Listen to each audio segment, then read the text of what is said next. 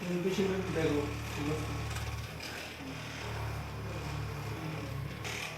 লম্বা শ্বাস ছেড়ে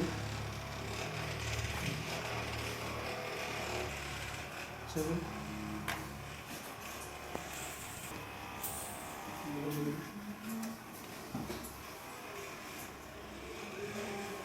লম্বা শ্বাস ছেড়ে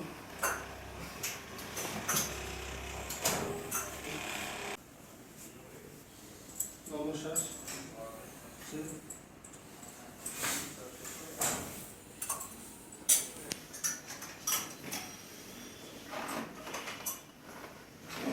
লম্বা শ্বাস ছেড়ে